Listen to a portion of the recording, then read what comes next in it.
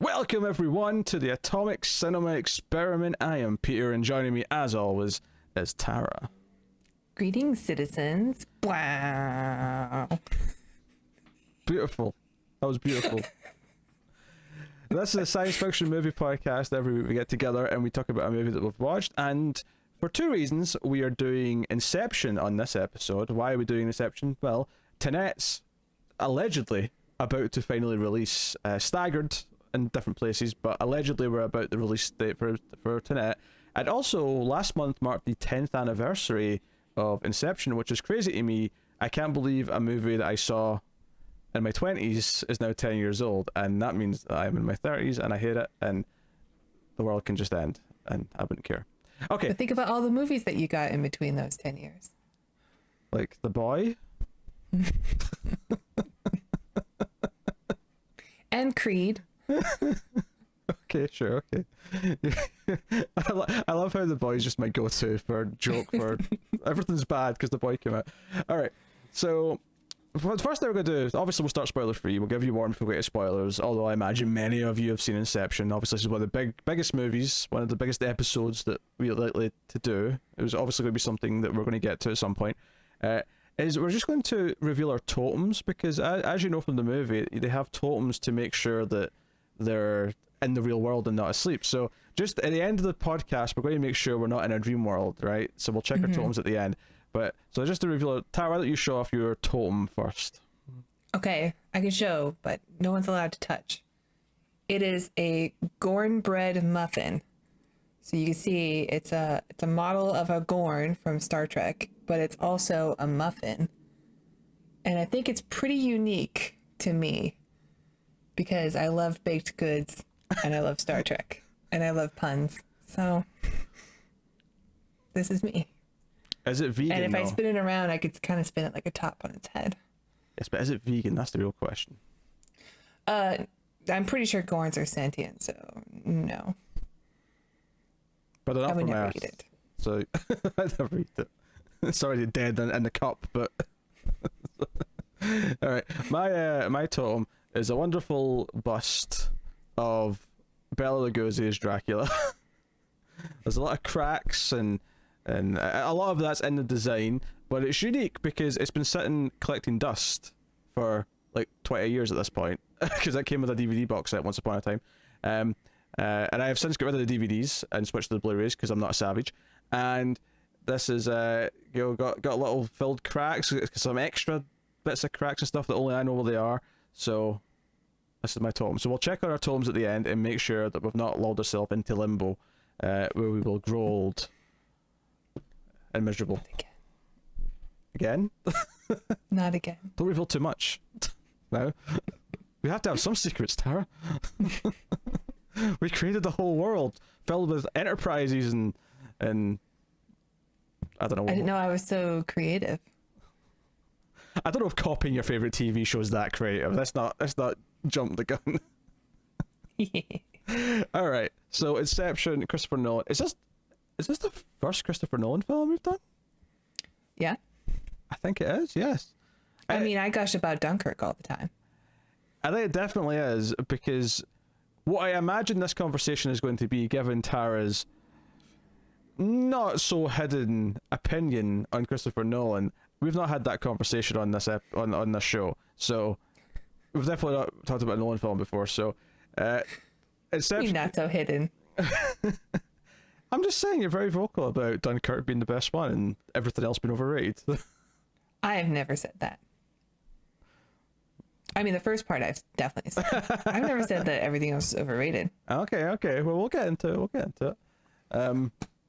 So Inception came out in 2010, obviously, and is about a technology in which people can go into someone else's dream and then go another layer into a dream within a dream. And the film essentially operates as a heist movie where they are trying to plant an idea, aka the inception of an idea, into someone's head. So it very much functions structurally as a heist movie, and that's how it kind of plays out. Obviously, you got a big cast in here. I mean, the list is kind of insane, actually. So Leonardo DiCaprio, Joseph Gordon-Levitt, Ellen Page, Tom Hardy, Ken Watanabe, Cillian Murphy's in there. It's a whole... All the usual suspects. Yeah, Michael Caine even. It's Pete Postlethwaite. Yes.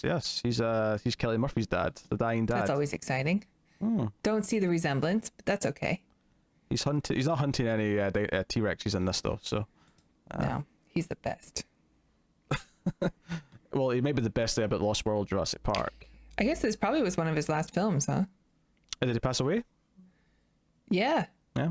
Oh, yeah, he did.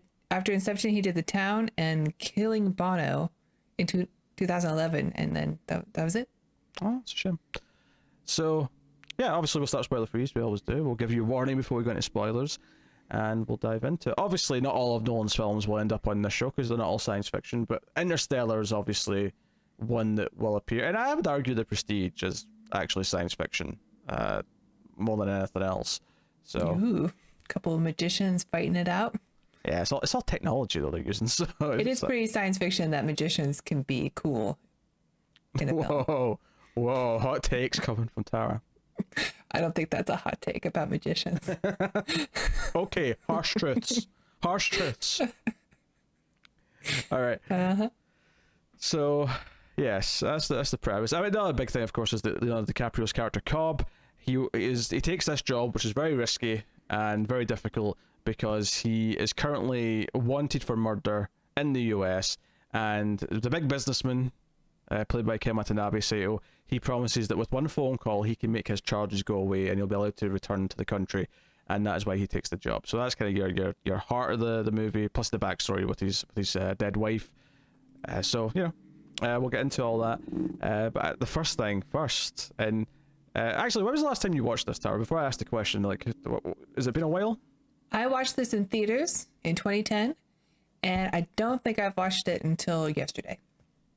Well, there you go. That's I obviously saw it in theaters, I think 3 times, and I probably saw it a couple of times at home. But it has been a while. I realized that as I started watching this earlier today, is that I think it's probably been at least 5 years since I watched this. So it's been a bit of time. It's definitely been the longest I've ever went without watching it.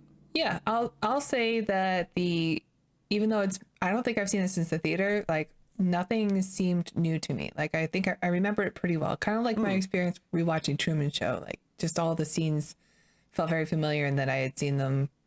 Like, I don't know. Like, I didn't forget anything in the film. Basically, maybe some details, but for the most part, the scenes, like, yep, this is what happens next. Like, I just remembered it really well. And I think that counts for something, because there's a lot of movies that you can't say that for. Like, you'll go back and watch them again. No, there are movies that I have a hard time recollecting what happened from a week ago. Like, when we watched them, like, during our reviews.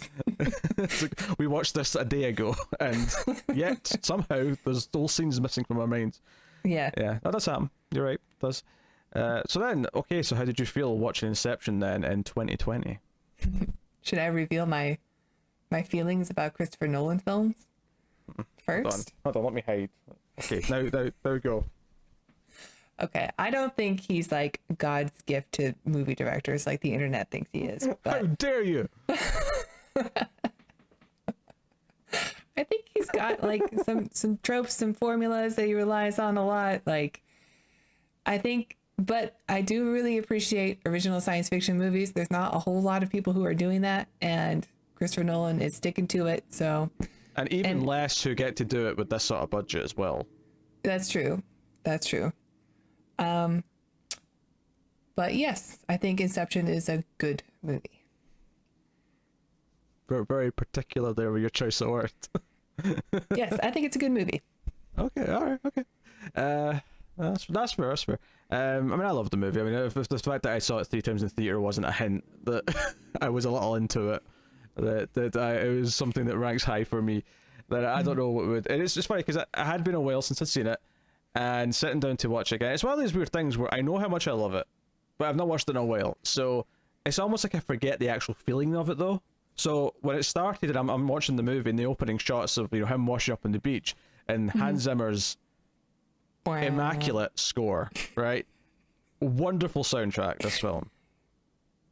It's pretty good. I mean, it's no Crimson Tide, excuse me. I almost got my submarine movies mixed up.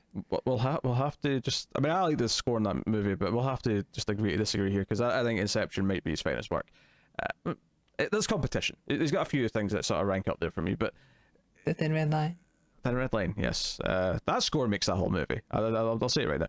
But right away, I was just sort of drawn into the world again, and it was kind of thing, because the movie's 2.5 hours, right? And sometimes you sit down for a movie that's over like 100 minutes, and you're like, oh, I need to schedule out half a day for that bad boy, and really be in the mood for it.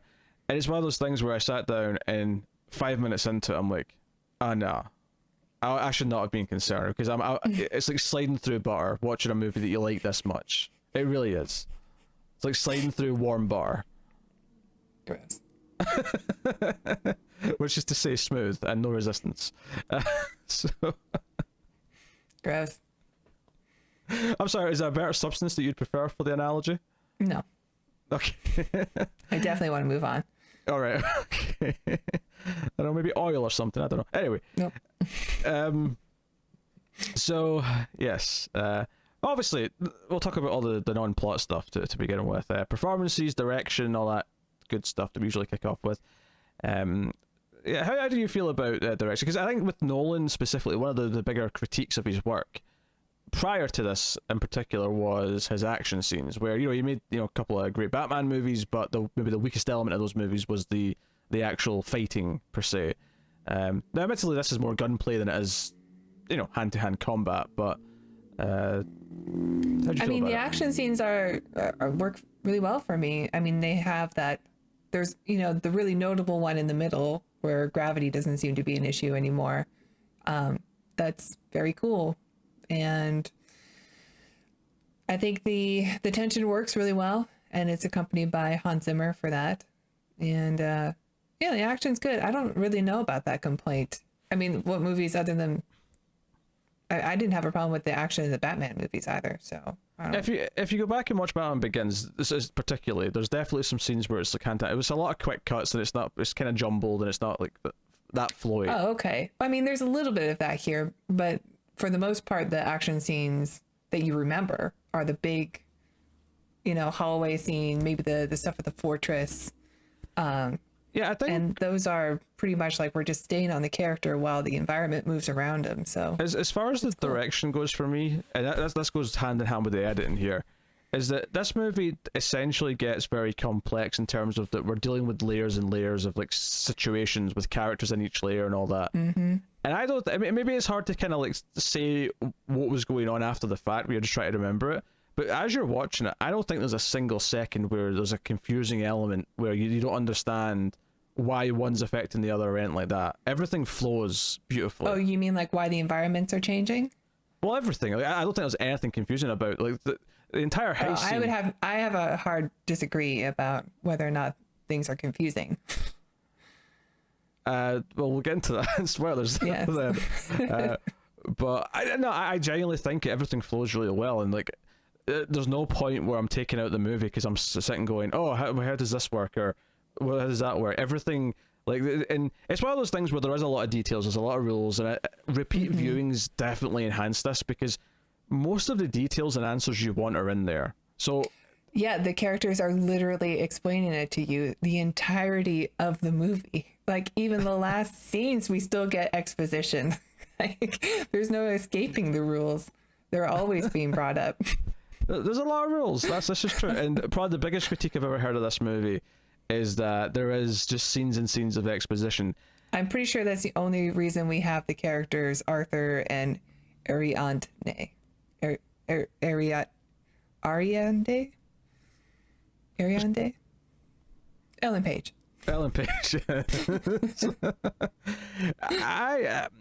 I mean, Arthur will agree. I think Ariadne, Ellen Page. I think Ellen Page is kind of essential because she's kind of the eyes through which the audience learn everything, which I suppose maybe proves your point that she's there for the exposition's sake, but she's also the one who kind of like gets out the emotional side of things from Cobb as well. So she has I don't really I felt a little bit distant from her character in those scenes though. Like when she's interrogating Cobb about why like he has like about him being like unstable and like his subconscious is messed up and stuff like that. Like I don't understand her reactions all the time. I think they're a little bit overblown, and maybe it's supposed to be something that I connected with a bit better than was than was actually on the screen.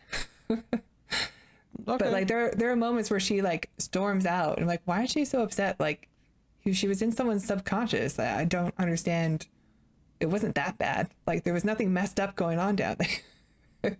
Anyway. I mean, I'll save that for spoilers because I don't want to talk about why she's upset. I do think she has a legit reason in that scene to be upset though. But there are two scenes where she's like, you have got to do this, and I go, why? Like the movie has not made it clear as to why. Okay, let's all take spoiler talk. I don't think I can address any of this right now, but I do think it does a good job explaining things, and I want to make it clear there's absolutely nothing wrong with a character being here. Like having a character who's supposed to be a conduit for the audience to learn information is absolutely fine. There's nothing wrong with that. No, I agree. So that's a perfectly fine thing, and I think it does have an interesting cast of characters, and obviously having a really good cast does help them all stick out as being memorable, but. I didn't really set up a good idea of what each person's job is supposed to be and why they're there and what they're doing. Yeah, when we get the like heist movie introduction of all the characters, how do you feel about Ken Watanabe and his accent? What did you mean? How do I feel about it? Well, I know. Okay, so I know you watch movies with subtitles on. I don't usually do it. I don't usually watch movies with subtitles on. Well, you tell me that you turn them on all the time. No, when I'm watching a movie on stream with the audience, with chat, because I'm talking over it, I put subtitles on. Well, we've had this discussion before, and you said that you almost always have them on. Whatever. Anyway. I've actually never said that, but okay. Well, then you incepted it into my brain. I have that memory. I often don't, usually. Okay. Well, I almost never put subtitles on unless I'm forced to. And in this movie, I am forced to because of Ken Watanabe. I mean, to just, I guess, make the point here that I guess you're making is I didn't have subtitles on watching this and didn't have an issue with Watanabe's voice. Yeah. Okay. I mean, I love Ken Watanabe. Let them fight. But yes. I really had a hard time understanding him in the beginning when he's explaining like important things for the film. My people, like, what are you saying? Stop mumbling and whisper bumble. I hate it. Maybe it's because I've seen it a bunch of times, but I never had a problem with his dialogue. Yeah, I definitely had to turn on subtitles for it. But I certainly don't remember having a problem with it in the theater the first time I saw it either. I mean, that was a long time ago, so I don't remember if I had a problem or not. Yeah. I don't know. I mean, it's worth mentioning, when I was watching the Blu-ray, which has the lossless audio, so I don't know if that maybe makes a difference here. I watched it on Amazon Prime. Okay. If that makes a difference. I mean, I don't know. Like, maybe I was just watching it very loudly, which is, I mean, I've been known to crank the volume a little bit until the wall starts shaking because the subwoofer's going absolutely nuts. So. And this movie does, by the like every time it was. I watched it on my computer and I had the volume in my hand at all times, dialing up and down because I don't want to disturb my roommate. And this movie has a lot of loud music and a lot of whisper mumbling from Ken Watanabe. So I had to go up and down a lot. No, I have to admit, I never had a problem with Watanabe's accent. And to be fair, it is his accent. It's not like he's putting on some. No, I know. Yeah. But I mean, I feel there's a lot of quick dialogue. I do think the first time I saw it, there was definitely some details that I didn't get. I think that's not necessarily that bad, in the sense that I think all the main things you need to know for the movie to work, you always get on that first viewing with this. But there's a lot of intricate little details that maybe if you think about it, you mean, is there a plot hole there because of that? But when you watch it again and you pick up on these little interactions that maybe you didn't catch the first time, you're like, oh wait, no, they put a lot of thought into this. They really went through this. And some may argue that some of these little things they did explain didn't need to be explained. Maybe they could have just rolled without it. And I think I would have appreciated a little less explanation of what's going on. And because like I said, they're always telling you exactly like what they're doing and what they're going to do and what they've done. And still, like, after 2.5 hours of explanation, I'm like, wait, so who's doing this dream now? And like, I had to look up a chart to keep track of who was dreaming and how they got into 2 different other levels of dreams, and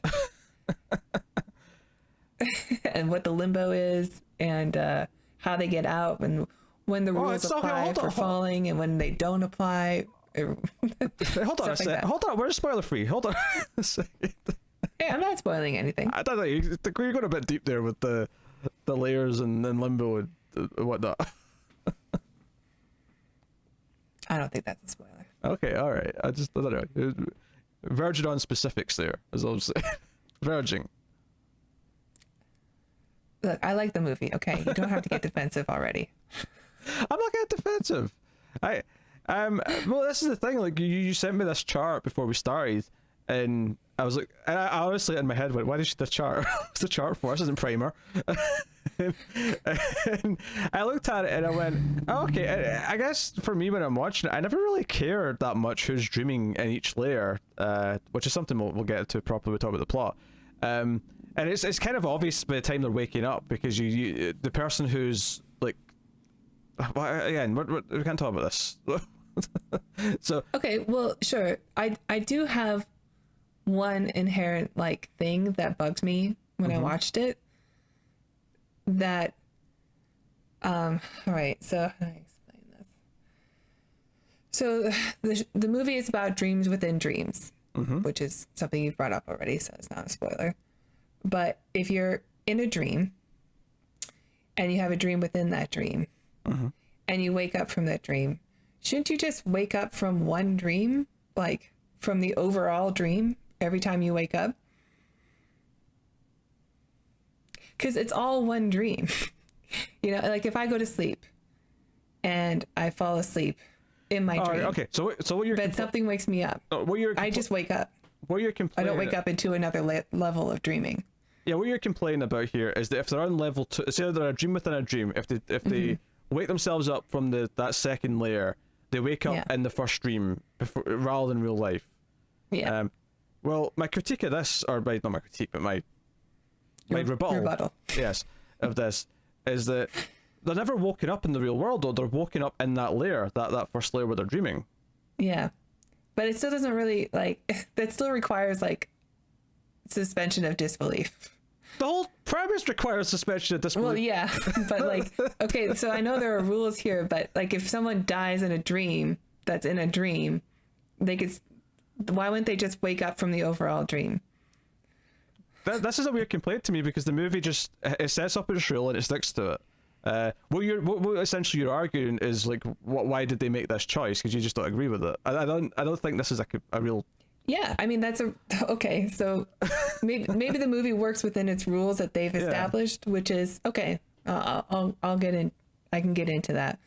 But it does still, like, stick in the back of my mind, like, well, if you just wake up from a dream, you would just wake up into reality. You wouldn't wake up into another level of a dream. And how do they bring machines into the dream anyway? That's also dumb. Whatever. They don't bring them into the dream. They manifest them in the dream. That's the whole point of some of their abilities, is that they've learned to, like, create things in the dream. And people just get sedated in the dream? Yeah. Okay. See, the problem with this is you're basically just complaining about the whole premise at this point. That's what you're saying. Yeah. Okay, that's fine. If you think the premise is dumb, then you think the premise is dumb. But I think parts of it are. But you know, it's still a fun action summer ride. That is maybe a skosh too long. But. I mean, the science fiction of it to me is you. I mean, I'll buy anything they want me to buy. Realistically, right? If they want me to buy whatever, as long as they set up rules and then stick to those rules.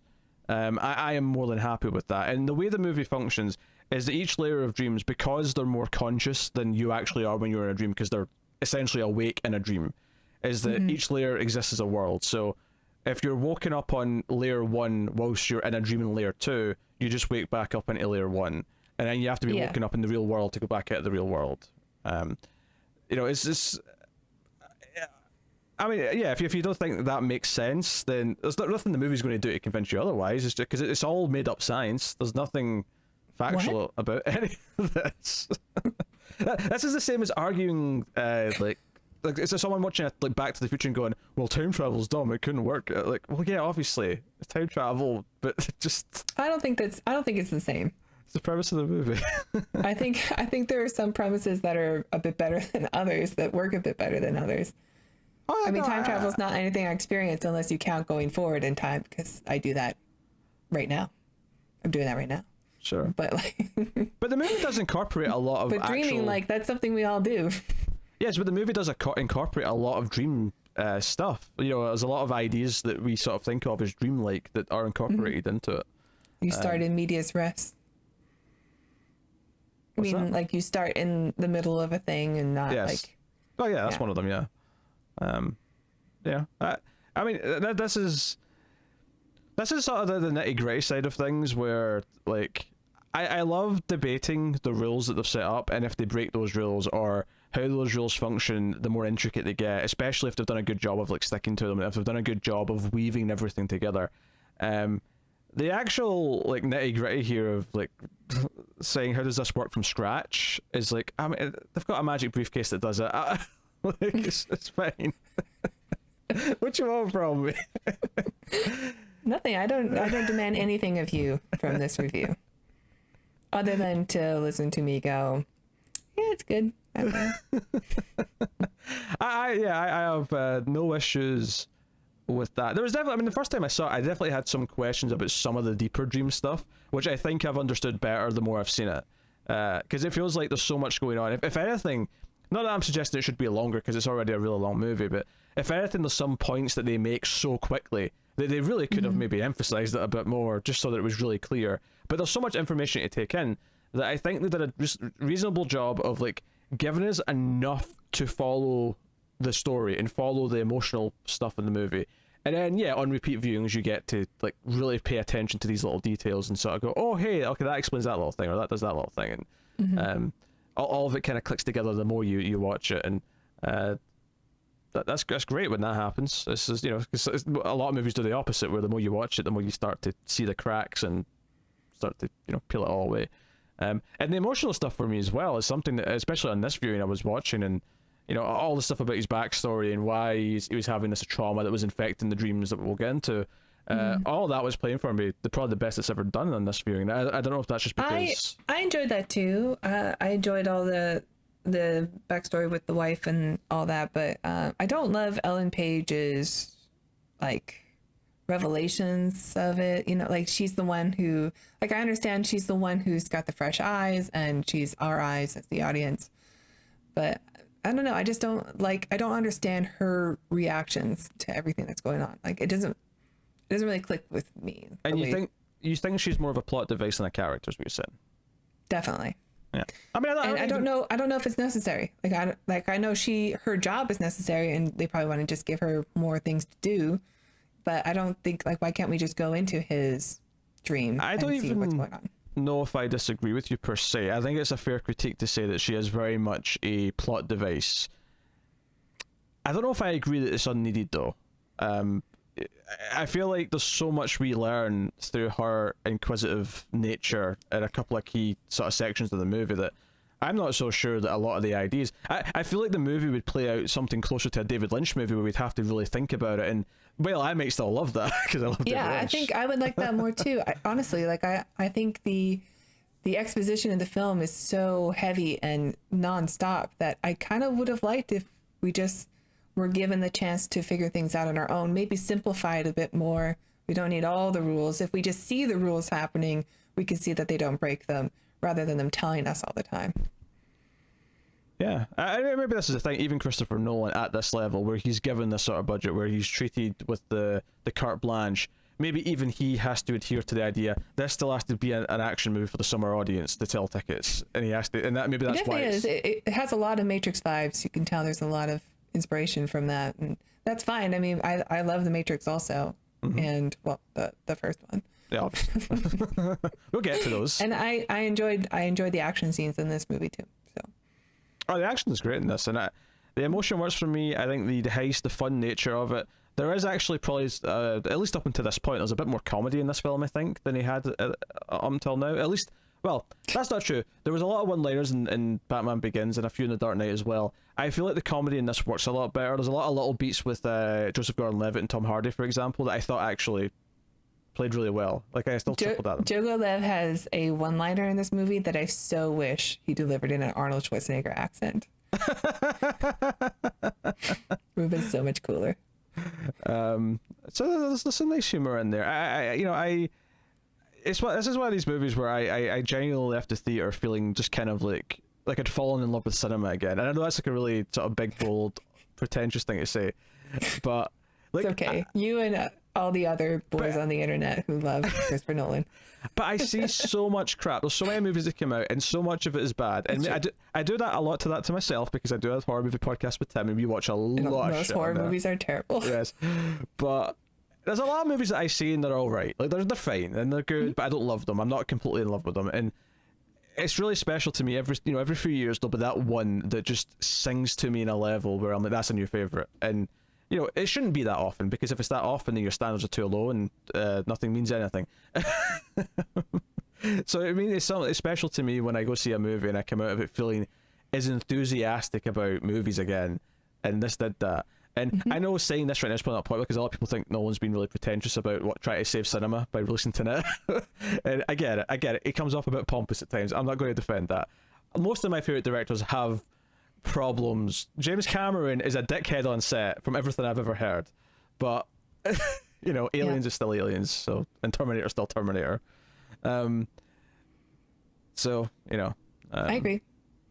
But hey, no, I love it, and hopefully as we go through it, I won't get too upset when Tara makes critiques. I've said my piece. No, you should feel more than comfortable. And if I've already gotten to shut up, women, then I apologize. I know most people are going to be on your side, and I do think that he's a very talented director. I think a lot of his movies have that color palette that is instantly recognizable as Nolan. It's very like brown and gray and blue. It's one of those. I do think his films don't look desaturated though. They still look like proper colorful film, just not with colors in them, if that makes sense. No, yeah, I guess that makes sense. It doesn't look Zack Snyder's, what I'm trying to say. No. They're still very clear. They just have a very clean, depressing look to them. But it's good. It's a good look. It's not. There's a color palette, but it's not like it's been color coded to look a certain way. It still looks very natural. Sure. Because I hate when they do that sort of blue desaturated tint to movies. Because Zack Snyder's the opposite, where he somehow has technically a lot of things in the frame that are supposed to be colorful, and yet somehow has sucked all of the color out of it, and it just looks blah. Yeah. Well, I don't want to get into a Zack Snyder rant on a Christopher Nolan movie review. This is asking for too much from the internet right now. I know. The internet's going to go nuts. I'll just say the biggest mistake Christopher Nolan has ever made is having a hand in hiring Zack Snyder for Man of Steel. All right, we'll move on from Zack Snyder. He also has Anne Hathaway a lot, which is always a mistake. I mean, I don't necessarily share your Hatha hate, so... It's real. It's a real thing.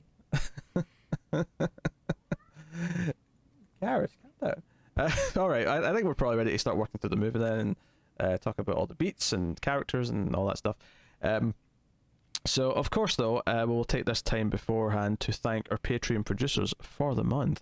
So, thank you to Alison M. Fordyce, Tyler Hess, Cindy Palacios, David Sharp, Board Now, Zammer Jammer, Al Tribesman, Christopher Moy, and Brett Williams. That is our Patreon producers for the month of August. That means they are $20 or above on patreon.com/MailFuzzTV. But of course, you can support us for much less than that. Can't they, Tara? Why, yes. If you enjoy the content and want to support the show, please check out our Patreon page. It's patreon.com/MailFuzzTV. And if you donate as low as $1 per month, you will get access to our Ace reviews 1 week early. And you will get access to other shows that we do and not do early. So please check that out. And if you donate as little as $5 per month, you will get to vote on what we watch once per month. Oh, I screwed it up, huh? No, you put the early thing in the wrong tier and I said did. it was a week instead of a day. And still, you ask me to do this every time. Did you mention the extra episode as well? I wasn't. I don't know. No, I didn't. Oh, I knew there was something I was missing. I feel that's the you biggest will selling get- point. Yeah. So $1 per month will get you the bonus episode of whatever we review, which is usually a B movie, maybe something Mystery Science Theater adjacent. So please check that out. Thank you. Yes. And actually read the page of what is on the tier levels for donating, because I can't seem to memorize them.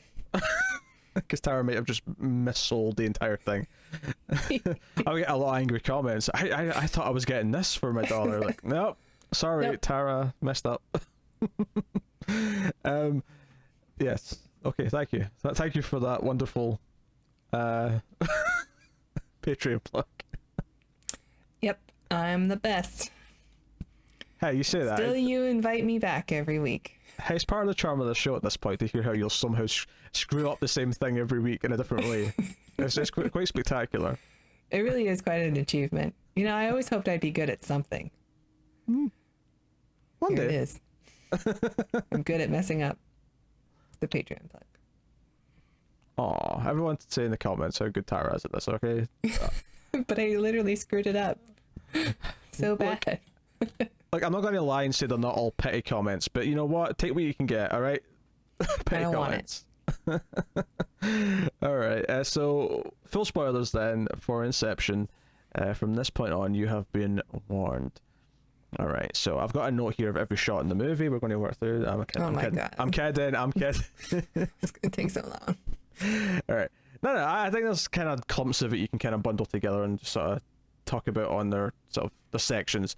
There's a lot of tease at the start though of kind of something that comes later. There's the, you know, Cobb washing up on the beach and be taken to old man Sato, and then yes, and they're sort of talking to each other, like sort of just saying things that they're clearly recognizing each other about. You know, waking up and finding each other and remembering something, and it comes back to when they met in the opening dream, because like any movie with a high concept like this, you kind of have to have that big section at the start that gives you the example.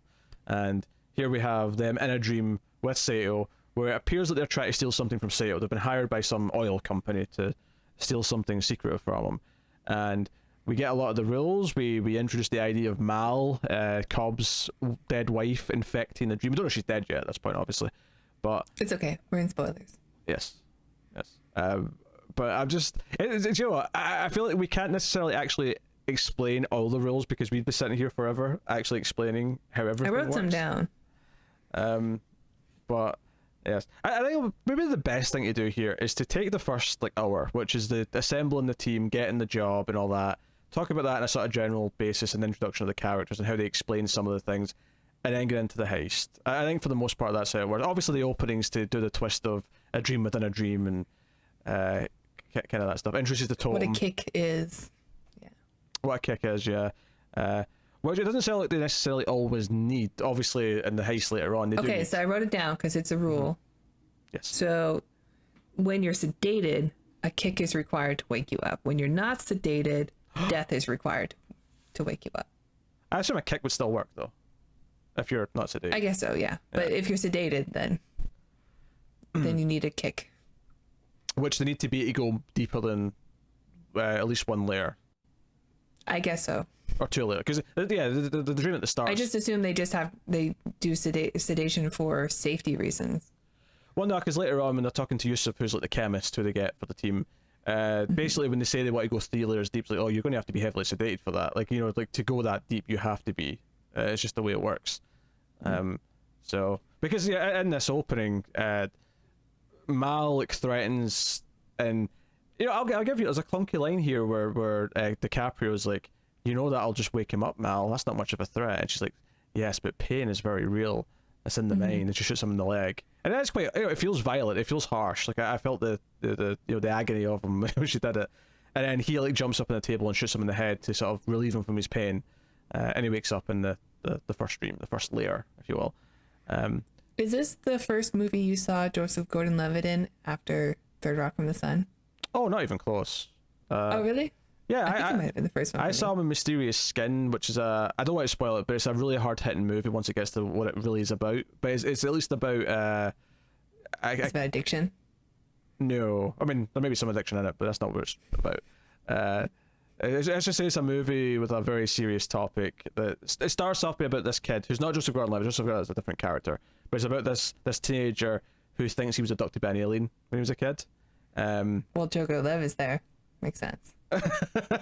Right, but it's actually I remember it being a good movie, but it's a very serious, heavy topic once it gets going.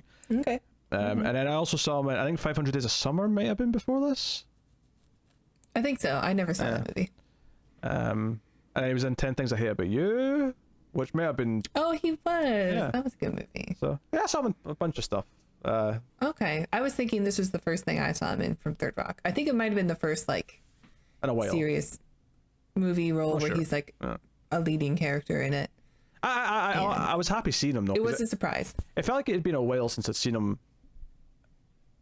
like regularly. It felt like he had like a bit of a reconnaissance around this time. Well, when you only know him as like a kid or a teenager in a comedy series, like a really slapstick comedy series, and then go to this role, which is like he's a grown man and he's like got that Nolan look with the slick back hair, and he's like got a very stoic, I don't know, like he's very like statuesque in the movie always, you know, he's very tall, and it was just weird. It's weird to see him so grown up. Yeah, he's 40 next year. Good for him. I know. Yeah. He's almost as old as Dick was in Third Rock from the Sun. Which is actually really funny because I never thought, like, Dick always just looked like an old man to me because I was a kid. So, and then when I look back, I'm like, okay, yeah, he looks like in his 40s. But for some reason in my head, you know, Lithgow was just always an old man ever since like the 90s. And of course now Yeah, I think maybe he didn't have white hair in Harry and the Hendersons. yeah, He had brown hair in that, but that's like the last of him being a young man in my eyes. he went grey pretty early, I guess, is the point.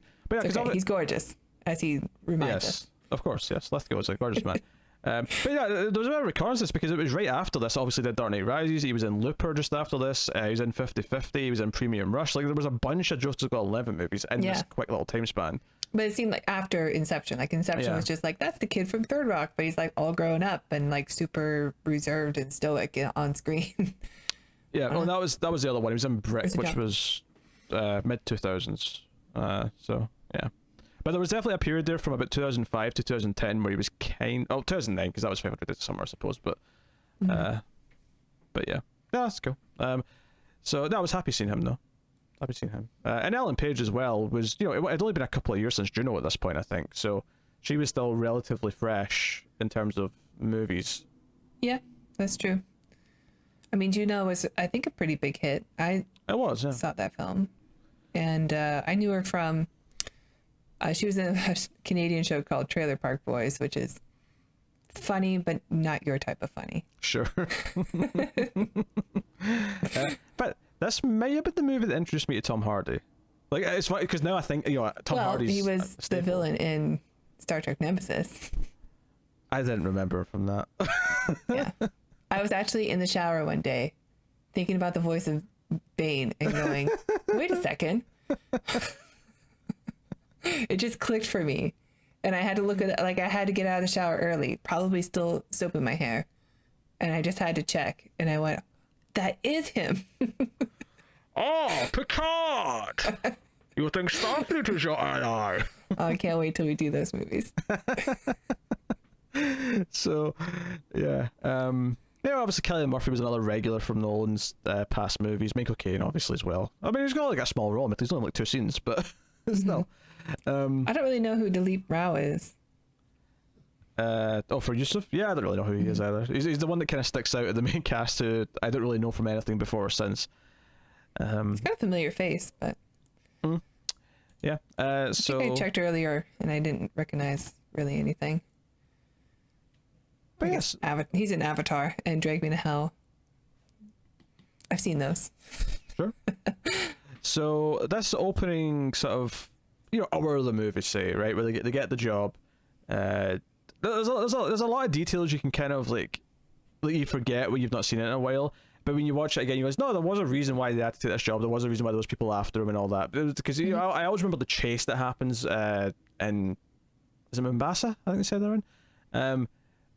And I always remember that chase, but I never remember why was he being chased and who was chasing him. It's one of those things where those details kind of, you know, leave after a while because they're not the important parts of the movie. But it was always the people who hired him for the first job and all the rest of it. And we should talk about what the case, what the job is. It's to convince Cillian Murphy, who is the son of a energy company, you know, owner, billionaire, mogul. Yeah, and they want to convince him to basically sell off and break up the empire and sort of you know, dissolve it basically. Which I still assume would lead to him getting a big payday, even if it's because he says multiple times in the movie that, oh, to kiss my inheritance goodbye. I'm pretty sure if he sells off the company, he's going to get a pretty big sum for that. But and this is one of these things I've heard people talk about this since the movie came out. Is like, you know, can we talk about the morality of what they're doing in this movie? Like, is it like they're essentially doing this criminal thing and they're trying to convince this guy to do something? And it's one of those things where I never really cared too much about it. But they are criminals. They are criminals, and there is a moment but there is a scene that tries to kind of give it a bit of a moral, like, leeway. There's a scene earlier on where he's explaining to them what the plan actually finally is, or what the you know, who they're trying to convince of what and for what purpose. Where he basically says that if they're about to own more than half the world's energy, they're going to be this monopoly, and everyone else. And so it kind of it tries to paint it, at least from Sato's point of view, that he's actually doing the world a favor by stopping this monopoly from. Yeah, but he also has something to gain from it. He does. We don't know if he's really telling the truth. He does. He does keep his word later on, though. So I mean, he earns a little bit of trust. A little bit. If we can believe that this is even reality. Oh God, is this going to be a Total Recall debate? Well, I think that is an important discussion to have. Ending of the film. Well, funnily enough, one of the arguments for the whole thing's a layer of a dream the entire time is the chase sequence that I was talking about when he meets Tom Hardy and then he realizes he's being tailed. Which, by the way, I love. One of the lines of dialogue in that scene that I love is when Tom Hardy points out that there's a tail, there's a couple of guys following him, and DiCaprio's like, that bounty on me, was that dead or alive? And he's like, I can't remember. Let's see if they start shooting. I just thought I really like that delivery. Tom Hardy is really cool in this movie. He is. He is the coolest. He's got the big guns. But when he's running away from them, he keeps going down these alleyways, and he ends up in one that's really skinny, and he's struggling to fit through it. And but he's not sideways. Like, why wouldn't he just turn a little bit more? Sure, but one of the arguments for this all being a dream the whole time is that this is a very dreamlike concept. The idea that he can't get out, and it keeps getting narrow and narrow. Yeah, that claustrophobia. Yeah, that's the thing that happens. Which I think it is intentionally a dreamlike thing, but I don't know if it's proof that we're in a dream right now. It's just, well, I mean, in the dreams, if people suspect that your projections or whatever suspect that you're invading, then they do come out and attack you and chase you. Yeah, but it could just be the projections turning on them. Plus, we have that scene with Michael Caine where he goes, "You should really come back to reality," like all emotional. You know what he means by that. Well, it could mean two things. Okay, but to counter your first point there, is that whose dream is he in then? If the entire thing's a dream, then surely it's just him in his own dream, and therefore why is there anything fighting back? Or he's in Mal's dream. Okay, that's a can of worms. Like, why are you suggesting that? Because they go into the dream world together, right? We don't really know how many layers deep they are. Oh, until we get to the end, just for the sake of argument, let's assume that this is a face value, and you see my cat jump down from the heavens above. Let's assume that this is the real world and everything is you know, at least as explained to us, is face value correct. We can debate any other possibilities later, because otherwise this is going to get really weird. Try to double explain everything as we go. Is it a dream or is it reality the whole time? You think it's reality? I think the first this chunk of the movie is definitely reality. There is a chance that he's still in Sato's dream at the end, I suppose, because we see Ellen Page jump to get her kick out of the limbo, but we don't see him do it. So there's actually two dreams he could be stuck in. I'm not commenting this yet. It's just too early for this discussion. All right, well.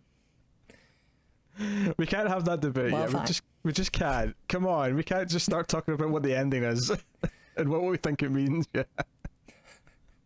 I realise you're worried this will go too long, but we can't jump straight to that from here. Okay. So, yes. But no, I love assembling the team. And maybe the one thing that they kind of put in here that maybe could have been taken out for time is this idea that people who do this frequently eventually can't dream without intentionally getting into like a dream world with the machine. And we see like this sort of like den there that Yusuf helps run, where there's all these people who come to sleep, and like maybe that scene and the idea could have been trimmed. I do like getting a little bit more backstory about this, that like this was originally used for soldiers so that Training, they can for training, and it's also used for like entertainment and stuff like that. So I did like getting some more backstory about the dream machine. Yeah, as much as it feels a little bit sort of just quickly put in there, this bit I'm talking about where we find out there's people who come specifically to dream because it's the only way they can dream. I do actually like that it fleshes out the larger world and the context. I like the mythology side of it, and the fact that he uses it himself, Cobb that is, to dream because it's the only way he can dream, does add in that. And also one of the other things we learn here, of course, is the time difference. Is that when you go into a dream, the way time moves slower. So in a regular dream, like it was like 4 hours is about a week in the dream, I think they said, or something like that. Yeah. And then you go another one, layered down, and then it becomes months, and then you go another layer down, and it's like 10 years to an hour, or whatever it is. Or maybe it's a year to an hour. Yeah, because I think they say the 10-hour plane ride would be like 10 years if you're stuck in world number 3. So, like, I love that stuff. I love those mechanical rules, because it's the sort of thing that it uses later to be really kind of fun with the action and make it really intricate, where you've got one layer moving at this speed and this layer moving at that speed. I love seeing the last like 20 minutes or whatever it is. Every time it cuts to that van slowly dropping, I love that. Yeah, it's a nice reminder, like about how time is working between the dreams. I love it. I love it all. Let me ask you something. Yes. How often do you dream? That I remember? Not often. That would be my next question. Not often. How often do you remember your dream after 5 seconds of being awake? Seems like a really risky plan to like do this for Cillian Murphy's character, where he's likely to forget everything that just happened after he wakes up. No, I think he does forget everything. That's the point. Yeah. Okay.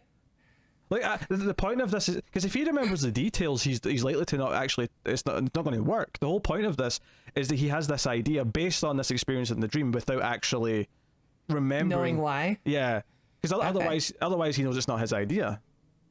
Okay. As for everyone it does else, make a bit more sense because he does see all the characters from his dream while he's walking away. Like, it's odd that I dreamt about everybody in first class. Yeah, I don't think with me. he does not remember any of that. I think that's the point. Okay. Yeah, everyone else though, I'd say they do remember things easily because they're awake in the dreams, if that makes sense. Like, or they know they're going into a dream. I assume it would be funny if they all woke up and be like, "Whoa, I think I had a crazy dream." They don't remember it. Obviously, the other big thing is he has to recruit Ellen Page to who he gets, because Michael Caine's is the either his father or father-in-law. I'm not entirely sure which. I think he says he's the grandfather of his kids, so either father or father-in-law. Yeah, but he has no French accent, and his wife does, so probably father. I mean, Michael Caine doesn't have either a French or American accent, so I mean that argument goes for both. No, but I mean, like, unless he's teaching in France, and he's got a French wife and a French daughter. I mean, it makes sense. It makes sense that because that's how he probably ended up with a French daughter. is that he teaches in France? Yes, I don't disagree with that. Is he teaching in France? Yes, he's literally at his like office or his own like lecture hall in university. That's where he goes to see him in Paris. In France? Yeah, that's what Paris is. Okay, then he's probably his father-in-law. We cracked the code. I know there's a bit of a delay, but it was really funny that he said that. Where I said, yeah, he was in Paris. In France? Oh, Yeah. I didn't hear. Yes, in Paris. Yes. I didn't hear the Paris. Paris, Texas. I love that movie. That movie's a 10. So I thought I'll go back and explain that because it made you sound quite silly on my end. There is a very brief delay. Yes. So, but he and again, this is like he has to explain because he can't just be his own architect because he can't have Mal, which is a representation of his subconscious and his guilt, and that's why I won't leave him alone. It's just what's eating at him, and this is one of the things that I think worked even better for me this time, is the idea of what Mal is in his mind and what it represents, and the idea of like the world like that's still in the limbo area that they built together, all that stuff. Because one of the rules that was a little confusing to me in the first time, but I think I get it the more I've seen it, is that I think in limbo you can just kill yourself to wake up. Mm-hmm. The problem with limbo is that you don't realize you're in limbo. You're sort of lost in it, and you think it's the real kind of thing. Yeah, like the deeper you go, the easier it is to forget your reality. Yeah, I think because I mean that's how they get out. You know, they kill themselves in the first place. Like that's how Mal and Cobb get out when we get the backstory. But you know, we get a lot of the training stuff with Ellen Page like practicing manipulating the dream, and there is a lot here. There's a lot here about the subconscious projections of all the public that are kind of projected by the person who's dreaming. So this is Cobb's dream with her inside it, creating the dream world. And because she's altering things, the general subconscious starts to like, reject her and stare at her and eventually attack her, which is an interesting idea. But yeah, arguably maybe they over-explain it a bit too much, where there's just so much of it being... Because it's just reiterated a couple of times. Maybe after this they didn't have to tell us about it as much. Again, we could have maybe just got it from context later on, but... Yep. Yeah. And... it's a cool sequence, like watching her flip the city over in half, just like in the poster and the trailer and all that. But it's okay. I think it goes a bit long. I feel like that's just your opinion of the movie. It's okay, but it goes a bit long. Yeah. I mean, I like this stuff quite a bit. It kind of gets into the sort of the mechanics of it. It's why I really like when she comes back and.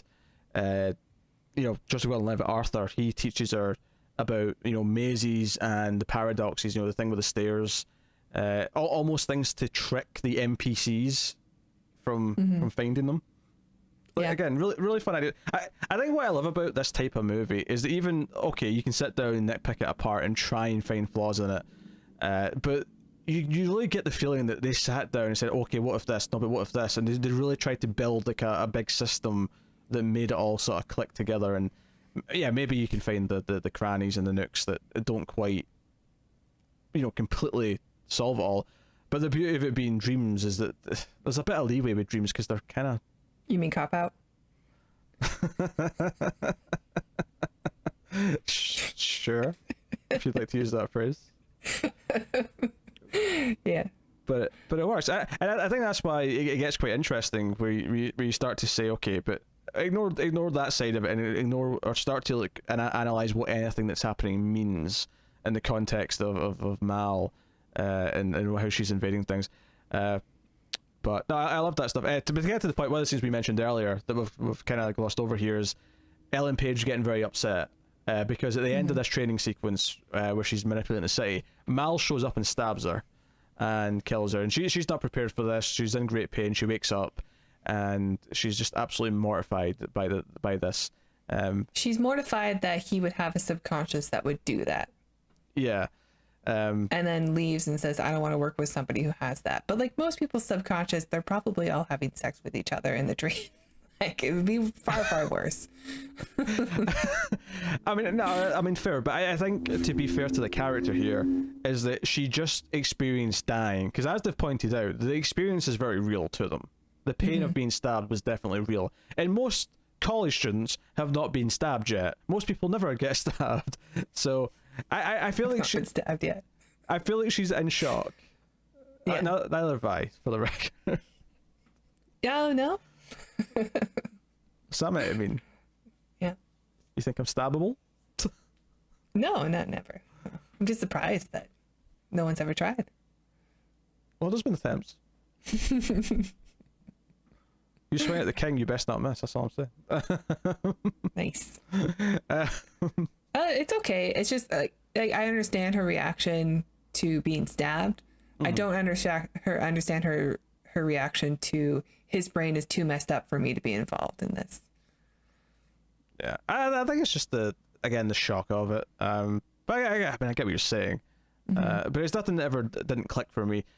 Because obviously later on she notices that he's dreaming, and she eventually kind of hijacks his dream by jacking in, which makes sense because it's not like he's just sitting dreaming on his own. He's hooked up to the thing because it establishes that he can only dream now if he does hook up to the machine.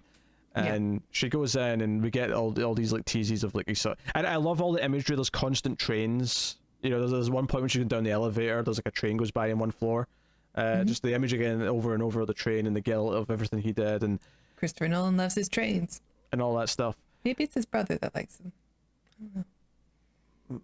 Maybe they had a train set growing up. What other Christopher Nolan films have trains in them? Batman. Oh, sure, it was a monorail. Yeah, sure. It wasn't something that I noticed as a Nolan favorite that popped up a lot. Yeah, I mean there was a one in Dunkirk. Yes. I'm sure he protested. Oh, I'm sure, yes. All right. So, I mean, would you want to talk about like the actual emotional side of stuff rather than tackling it kind of in order? Because when we talk about the heist, I think the heist and all the fun sort of layer stuff there, and then the emotional side for Cobb are two kind of different topics, really. Which one would you like to tackle first? Yeah, we can talk about the emotional stuff because I think we're at the right part for it. I mean, her going into his dream, and he's got these different levels of where he keeps his memories, and they're memories of his dead wife, and they're not nice memories, but her name is Mal, which I think is French for bad, so she's kind of representative of a bad dream, I suppose. I mean, it would be a bad dream in a lot of ways, even if he's kind of happy here. This is a lie, so it's kind of a mischievous dream in that sense. What I like about a lot of this stuff, because early on when he was training Ellen Page, he was saying things like, "Oh, you don't take streets from real life. Don't just recreate things from the world because it's confusing." And I love the idea that he's terrified because he was trapped and because of what happened to his wife. He's so, because for me it's not so much that it's a real rule. And I did like when Arthur kind of pokes at him later when he's like, "Oh, you're getting used to the idea that he always does things that he tells everyone else never to do." But this idea that for him it's more about this fear because of his history. It's more of a tease of what happened again.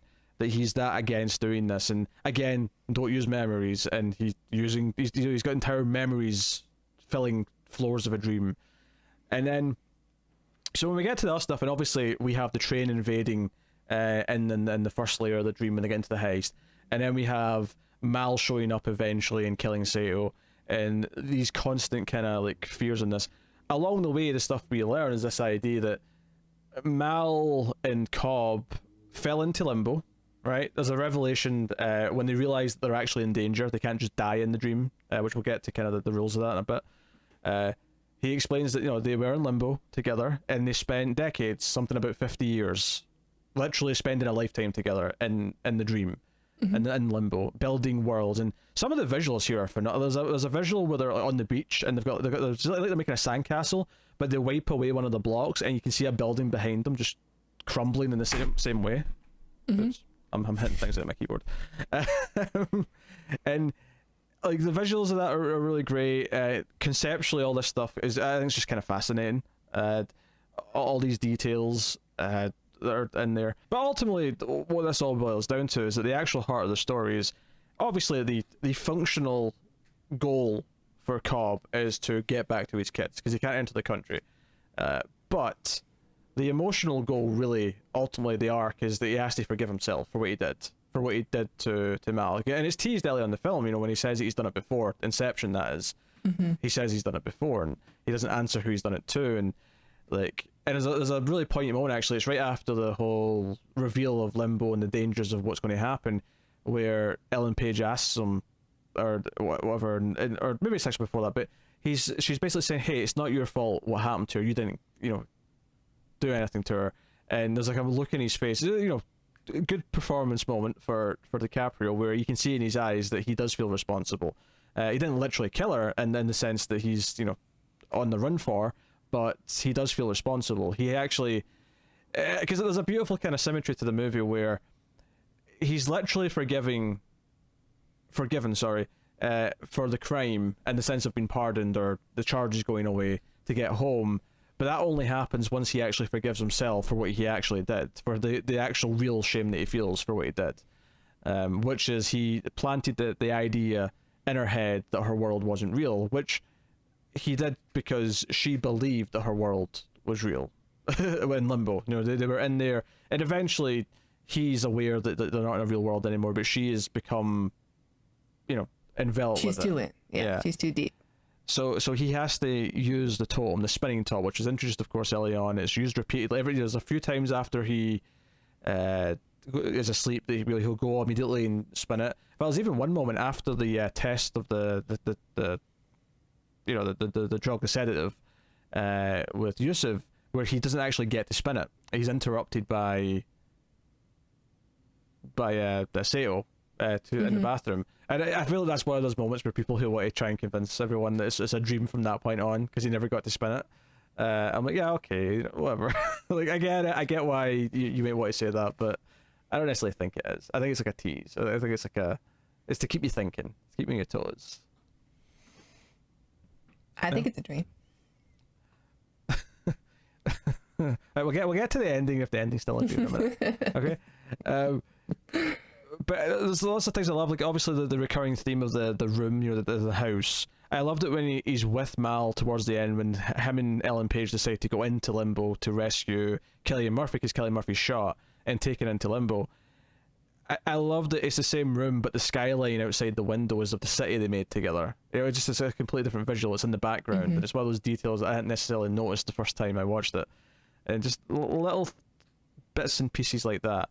But of course what happened is that when they woke up, and that's why this idea of like what he said to her is that, we're waiting for a train, that little speech that we hear bits of throughout the movie. Eventually they killed themselves by lying down with their heads on the track, and they wake up, but the idea, and this kind of ties into what they're doing with the main character, or not the main character, but with Cillian Murphy, right? Is that the whole point of Inception is to plant an idea that then when he wakes up, that idea is still there, and that idea takes hold. So it makes sense in a lot of ways that when she woke up from limbo, that idea was still there, that her world is a lie, and that the only way she can get out of the world is if she kills herself. So if he puts the idea in her head, did he have to go into another level of limbo in order to do that? I don't think so. I think all he did was it took her totem and made it spin forever in the safe, because that's what you see him do. You see him spinning it and shutting the door.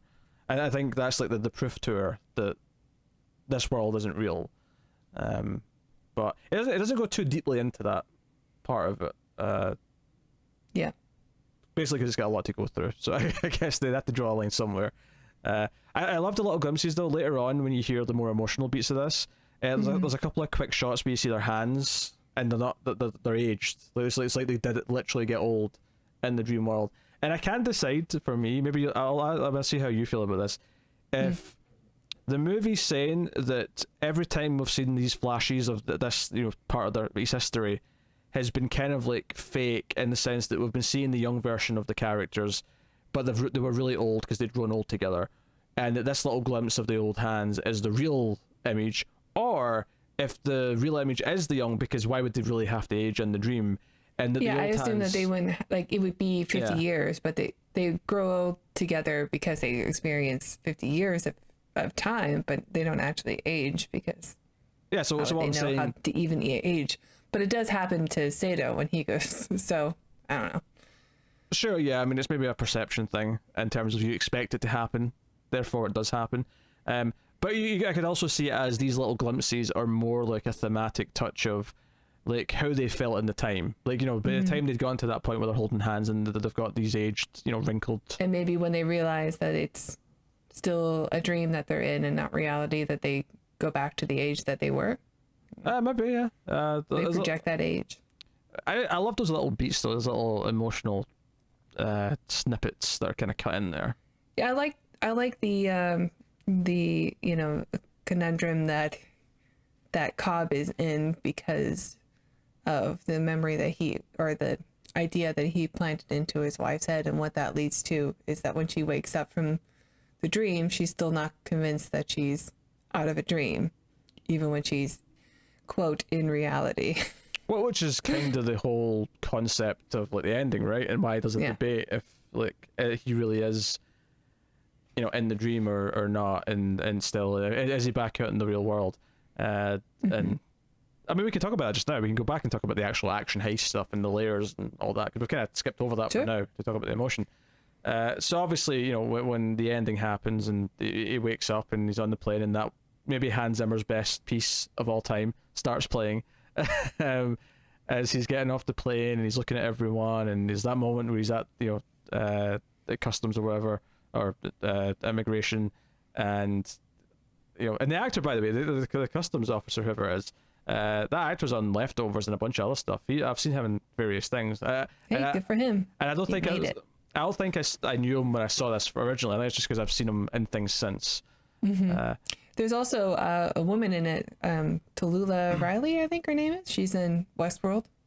Oh yeah, that's the quote unquote hot blonde that Tom Hardy, because Tom Hardy's whole thing, of course, is that he can become other characters in the dreams. Yeah, it was fun to see someone else that I recognized now from a movie 10 years ago. Yeah, it was cool. But we have this sequence where he goes home. Michael Caine's taking him home. He goes in and he flips the spin top, but then he hears Michael Caine say to the grandkids, hey, look who's here, and they turn around and he sees their faces, and he walks off to the kids. And this is one of my favorite experiences of all time, is the ending of Inception. And the reason for this is because the groan. No, it's the opposite. It wasn't a groan at all. It was it was more of a sort of like come on kind of noise, I guess. Yeah, that's what I meant. Okay, sure. It was we wanted an answer, we didn't get it. But it wasn't. I feel like there's a tone. Like it wasn't like a it wasn't that. It was more like it was like yeah. I got that in my theater too, and I didn't see it in America. I saw it I think I was in the Philippines when I saw it. So this is it transcends continents. Well, this is the notable thing, is that audiences in the UK do not make noises really, outside of laughter and a comedy. They just don't. Maybe the odd scream in a horror movie if something happens to catch someone off guard. But you guys have a stiff upper lip. Is that the trope? I guess. But that's got an audible noise, and it was one of those things where you kind of like knew how it was going to cut to black. There's a moment where the camera's going down to the spinning top, and you're like, it's going to cut to black before we see it fall. It's going to like make us want to see it fall, and it's going to cut to black to leave it be ambiguous, because it's the perfect like movie thing to do, to keep us all thinking about it. And I think the ending's beautiful. Now I'm going to let you go first here. You think this is a dream at the end? So yes. I'm going to ask you why. Why do you think this is a dream at the end? I think that, I think there's a lot of hints dropped throughout the film that he could still be in a dream. I mean, I noticed it especially more this time watching it, since I knew what the ending was going into it.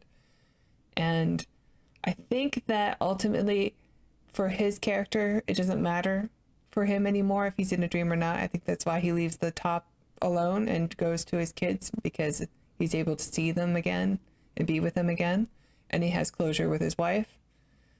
But so maybe if this is his reality, even if it's false, it's enough for him. Okay.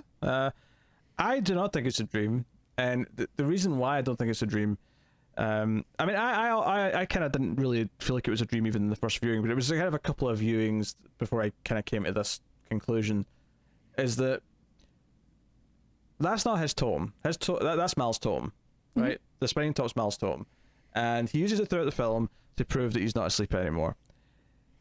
I'm going to propose to you the idea that his real totem is his children, and his children, he constantly sees the flashback of looking out at them in the yard, the front yard or the back garden, and he also sees them occasionally like popping into the dreams, right? You know, it was in the restaurant with Sato at one point. He sees or not even Sato, it was with Cillian Murphy's character, and you see the kids over in the corner. Every single time you see the kids in this movie until the ending, you never see their faces. He never sees their faces. In fact, there's even a moment where Mal tries to get him to turn around when he's there in a dream, and he turns away to not look at them. The ending, to me, the way I read it, is, and much like Michael Caine saying earlier on, you have to come back to reality. And again, talking about how he's finally forgiven himself by saying goodbye to the Mal in his dream. Because I love the speech he gives her about how, because she keeps saying, "Oh, you can stay here with me. We can still be together. You can stay here with me." And keep in mind, this is not really her. This is his projection of her. No, but it's his projection / memory that he's been keeping in a cage that he goes into willingly to dream about every night. Yeah. It's unhealthy. The point I'm making, though, is that this is him letting this idea go and letting himself get over it. But I love the speech here where he says to her that she's not good enough because she's as good as he tries to recreate her. It's not the real person. It's not the real person with all of her flaws and all of her quirks and everything. Like, you know, he can get close. He can try his best to recreate it, and that's something that they did together with their houses. You know, they had her first house, their first apartment together, all that. They recreated everything as best they could, but it's never the real thing. It's always just this recreation. And by saying this to her and kind of finally giving her up, he's finally letting himself go of the guilt. And I think the ending, when he sees his kids' faces, because realistically he's not been home in years, he's not seen his kids' faces in years. When he sees his kids' faces... But the kids are the same age as when he's dreaming about them. Yeah, but he doesn't know what they look like. He only imagines them behind. But if it's been years, then shouldn't they be older? No, but if he knows what age they are, he can imagine them what age they are now. That's why he doesn't see their faces. You can imagine what a kid looks like from the back. Maybe. Can I make a point? Right. Yeah. His kids' faces are the totem, and when he sees his kids' faces, he knows that he doesn't need the totem anymore. He doesn't need the spinning top anymore. He knows he's in real life because he sees his kids, and therefore he doesn't need the spinning top to fall anymore, and therefore neither do we as the audience, and that's why we don't see it fall. That's why we cut to black. That's my read on the end of Inception, is that it's real, he's earned reality, and he doesn't need to see it fall. He doesn't need that confirmation tick because he's already had the confirmation. He knows. But the audience needs it. We know we need it because even with our two experiences, it was exactly the same. Ah. Okay, no, true. I think that's the initial thing, but I this is a movie that I think begs for interpretation and begs for like sort of coming up with your read on it. And no, for me. No, I mean I like your interpretation of it. I still think he's in a dream, but that's all right. And I definitely think he is not. Obviously we don't have to argue about it. The beautiful thing about it is we can have two different interpretations.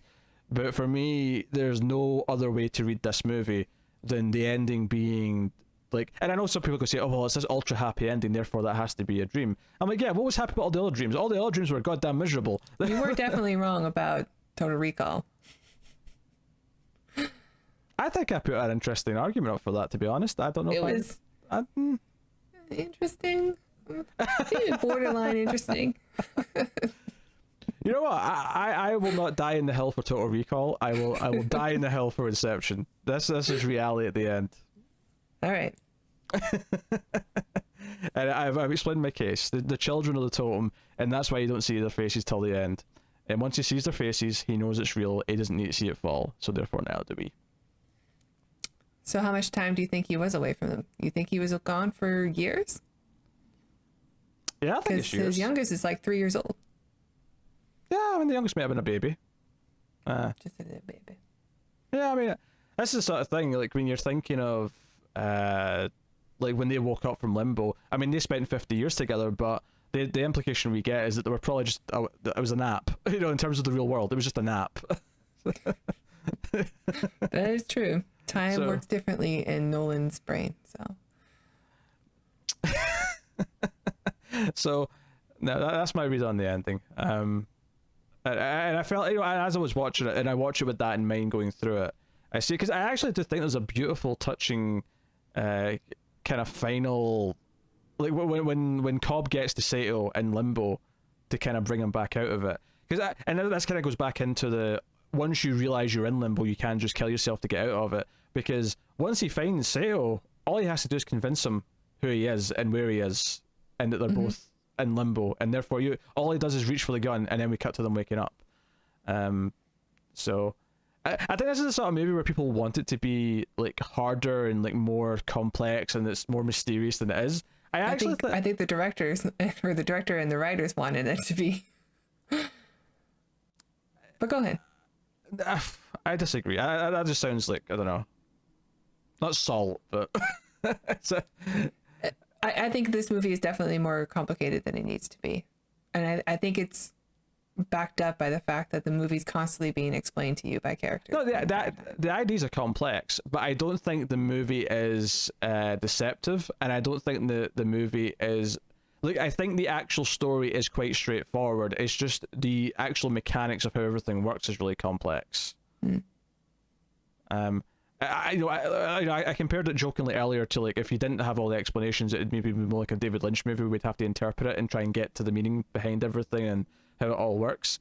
I think with this, what we have is we have a movie that doesn't want to be that. It wants to be something that we can follow, and maybe there is a bit of ambiguity for sure. I mean, it's not like the premise itself, and even just raising the question of is something real or a dream, and then having your ending kind of play on that. Clearly, yes, that is an idea that's there the whole time, but I don't think it's a movie that's actually trying to be like a mind bender where everyone's going to be debating like what it is for all time. I guess, I don't know. I just don't get that impression from it. It feels a bit more straightforward to me than that.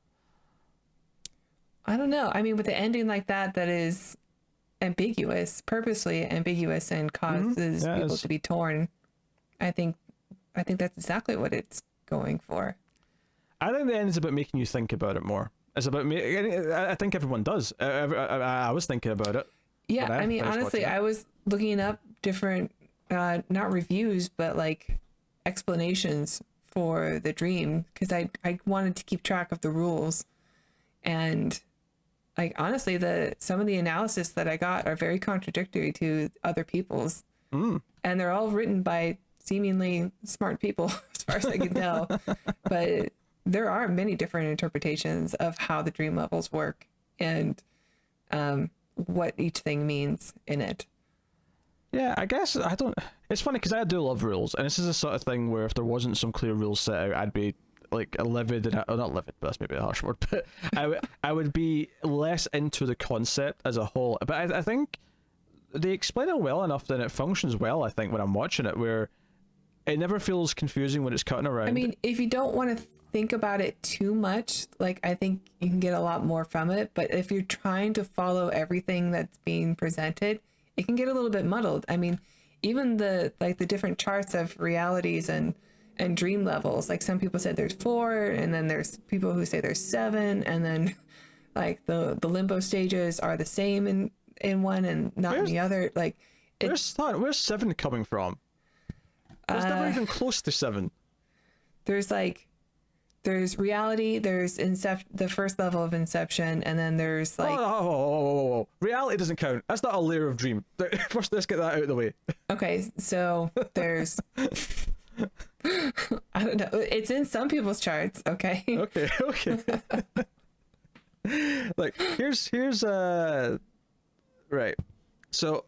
I guess we're getting to the heist. And we're going to talk about that now, right? And I actually love the build up to it, because see when they all go to sleep on the plane, which by the way, I'd forgotten about the line that was memed to death at the time, and loved hearing it again when I realised he was about to say it.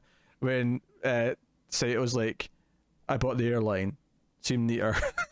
When they're talking about, we'll have to buy off the pilot and the flight attendant and all that. I just bought the airline. It's very Bruce Wayne of him. Seemed neater. It is very Bruce Wayne of him. You're right. I like that line. I also love the explanation of the kick when they're testing to make sure they can wake themselves up from this sedative, and there's just like a montage of Joseph Gordon-Levitt being thrown about on the chair. Yeah, it's funny. I enjoyed that. So I hate that feeling of falling when you're falling asleep too. I hate it. Yeah, it sucks. But I love when it cuts to like just it's Yusuf we see first like in the rain. It just kind of feels like, we've been building up to this for like a full hour. We've spent a lot of time building up to this heist, and I like that it really feels. It's the sort of thing where if this was a TV show, you could have spent like 4 episodes and then building up to it, and then like have like 6 episodes actually set in the dreams as they're going through the actual thing. Right, so layer 1 is in the city, in the rain. Everyone's there, and it's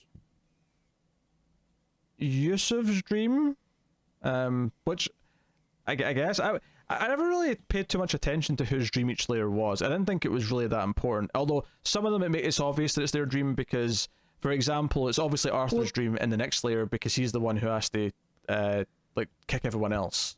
Yeah, that's it. It's just whoever is going to be the monitor. Yeah. The one that wakes people up has to. Because if they're already in, if they're in my dream, then it has to go into somebody else's dream to get into the next level. Yes. Right? It can't be me again. Absolutely. But it can because that's what that's what Cobb and his wife did. But whatever. I guess it's unsafe, maybe, if you go into multiple layers of the same person's dream. Probably. But yeah, but it's clearly like Arthur's dream in the hotel, and then it's clearly Aim's dream when they're in the snowy fortress kind of layer.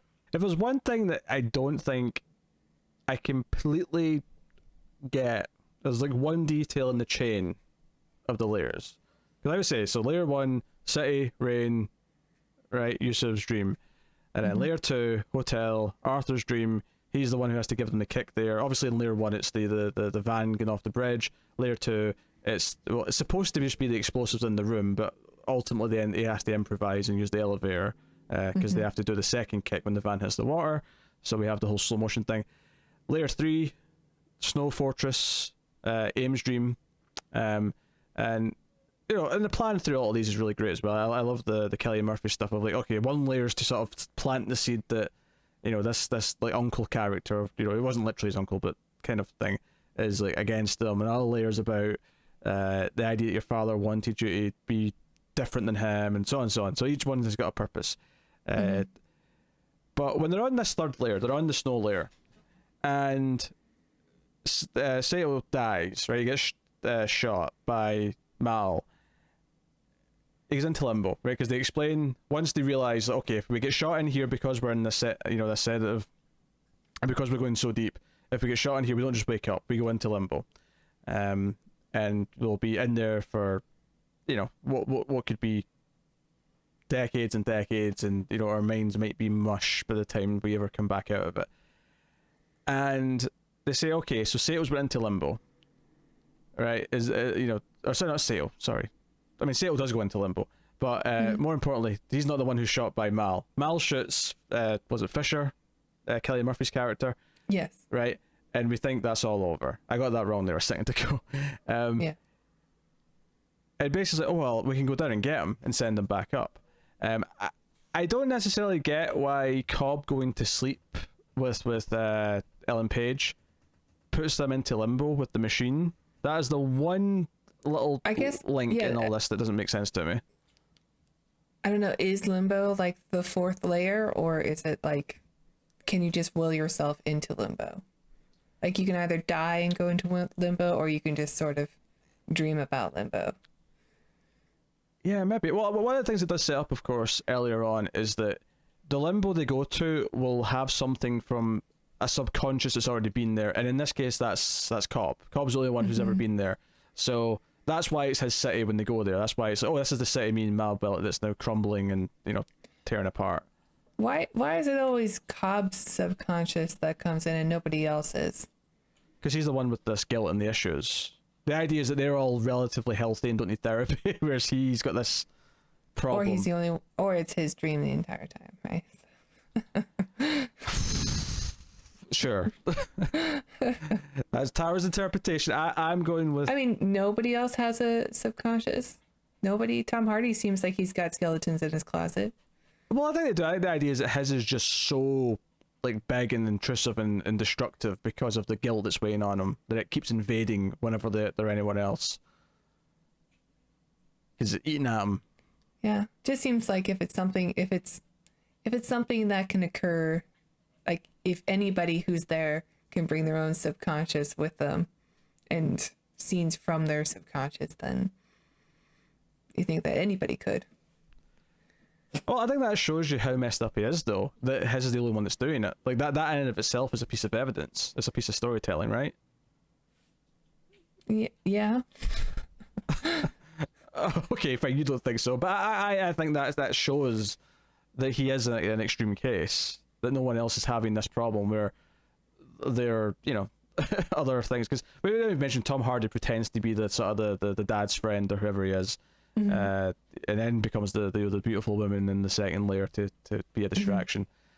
Because the whole plan in the second layer in the hotel is that they have to convince Cillian Murphy that Cobb is actually part of his own inner head security, because that's the big sort of reveal, is that he's had training to combat this, so his subconscious his projections are all military. Yeah, they're trained soldiers who are trying to kill them for being in there. I guess this is something that the rich can do. Again, that's another one of those things that I liked how it fleshed out the mythology. That like now that the rich of the rich actually do this. I even laughed at one point. Cillian Murphy said, "I'm insured for kidnapping for $10 million." I'm like, is that a thing? Kidnap insurance for the ransom money? I guess we are in the future. Slightly. Yeah, I can see it. So that's the one kink, is that how they get to limbo from there, like by going to sleep. I never, like, is it just one more layer down, I guess, is the answer, but yeah, like, is it the fourth layer? Like, you can't go past the fourth layer of a dream, or that is limbo, or is it like something you can just will yourself into? Like, can you go from level 1 sleep to limbo? I guess the two explanations, kind of what you were saying about how level 4 is just limbo. More, I'd say it's more like, because think of limbo less as a layer and more like the bottomless pit at the bottom, right? And they said before that going to a third layer is too dangerous, right? And no one should do that. But like they sort of say, oh, it can be done. We just, we can go deep enough, whatever. Maybe you just can't go to a fourth layer. Maybe after layer 3 you are just going to limbo because that's all that's left. Or alternatively, to go along with the idea that like Cobb's subconscious is what limbo is, kind of, because that's what he's populated with. Maybe that's why they can go there through Cobb, because it's Cobb's, going to sleep. It's his dream, quote unquote, when they go to limbo. So maybe that's why they can go there, is because it's his subconscious that it's based on. But I'm stretching a little bit, try to explain it. I'll admit. Yeah, it's okay. I mean, I was trying to keep track of all the layers of dreams and stuff, but it really doesn't bother me too much when I'm actually watching it. I mean, more so for this discussion, trying to figure it out, but because one of the things I was everybody does that when they watch a film. Yeah, well, one of the things I was thinking about actually, when the first big sort of fight happens, when having the car chases in the city, is I was thinking, as a dream, and we've already seen like Ellen Page like change physics and stuff like that. So like, is it almost weird how normal everything is? And then I thought about it and went, yeah, for most people, because the whole idea that the dreams are based on what people expect to be true, right? So it does function, it populates like a normal world, it looks like a normal world. And I was thinking, what if the person that they were getting into was like a sci-fi nerd? Like, would it have a lot of weird things in it instead? Would there be aliens? Would it look like the opening scene of Lovecraft Country? Yeah. Like, would there be Cthulhu's? Would there be laser guns and stuff like? Because there potentially could tripods be. and there's no reason why it couldn't be, but I like that it. It makes it okay. This rich millionaire, billionaire kid. Yeah, sure. It's just a normal in his head. Yeah, it would be like lessons on how to fly in layer 1. Oh, sorry, my dog's old. It would be like layer 1 would just be like lessons on how to fly, and everybody around you would be flying, and then lesson 2 would be forgetting to wear pants when you went to school, and then lesson 3 would be falling into a bottomless pit. Yeah, I mean, it's something they could do. And I suppose the other part that, although I think I just kind of explained it in a weird way, because it's dreams and we can kind of just get away with this if we want to, but so Cobb and Ellen Page, I keep saying Cobb instead of DiCaprio, but I'm saying the actor names for everyone else, basically. They go down to follow Cillian Murphy after he's been shot, and they go down into limbo where Mal's kind of holding him hostage, and Cobb agrees to stay, to Mal for the sake of being with her, but he's really staying because he says Sato's still down here because he died. Sato, because he got shot in the first layer, and we see him kind of slowly dying throughout the layers. and he's like, I'm going to stay down here and get him. And partly it's selfish because he knows that he needs him to wake up so that he can get his pardon, because otherwise he's not going home. But I think at this point I like to believe that there's a bit of just genuine humanity as well, whereas I don't want him to actually stay be trapped down here. But if everybody wakes up, wouldn't he wake up too? Who?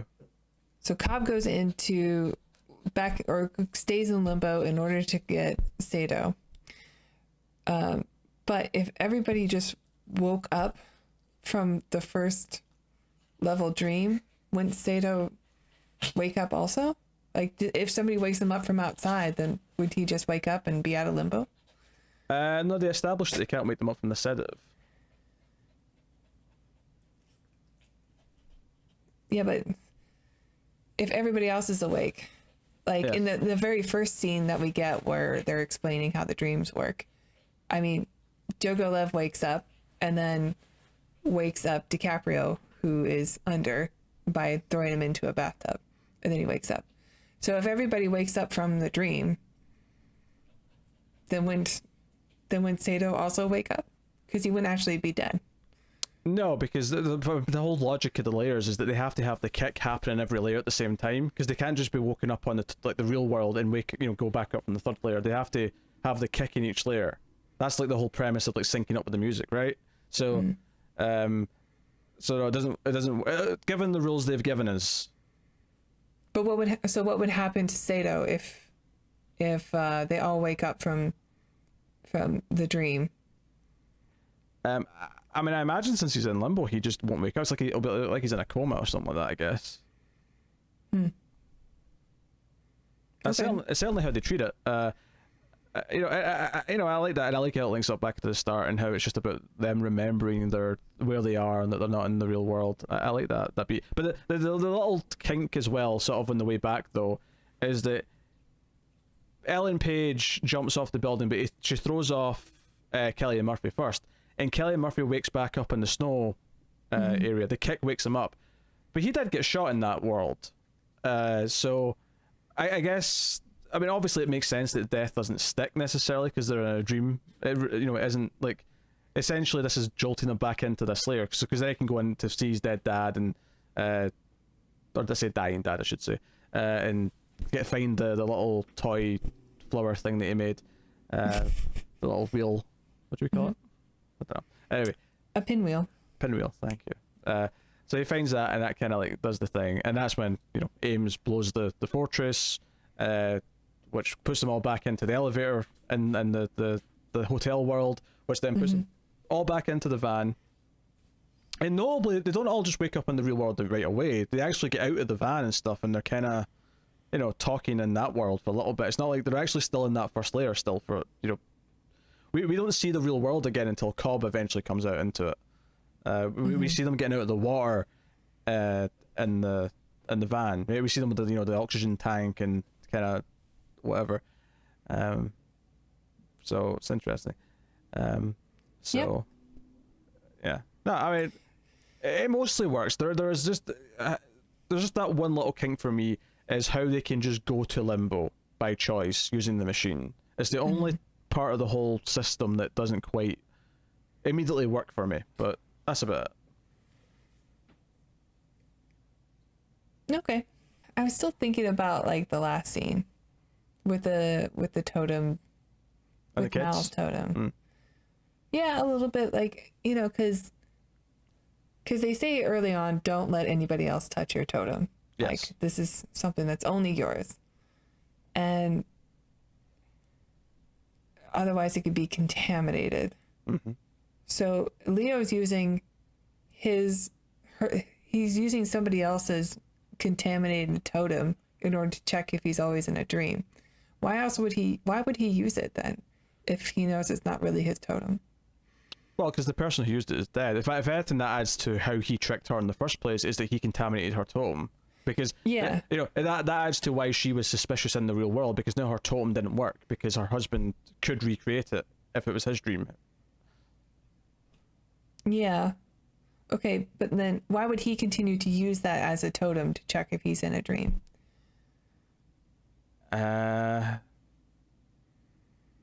I don't know, the same reason why anyone uses a memento of someone. I guess means a lot to him. It reminds him of his guilt. Maybe he didn't have one before then. Maybe that experience is what taught him to need one, perhaps. Okay. Maybe it doesn't matter. I mean, that's an interesting question, but I think it's more of a character choice that's based on emotion than it is anything else. Yeah, 'cause, I mean, he just has moments where he panics and he has to use the malice totem in order to make sure that he's not in somebody else's dream.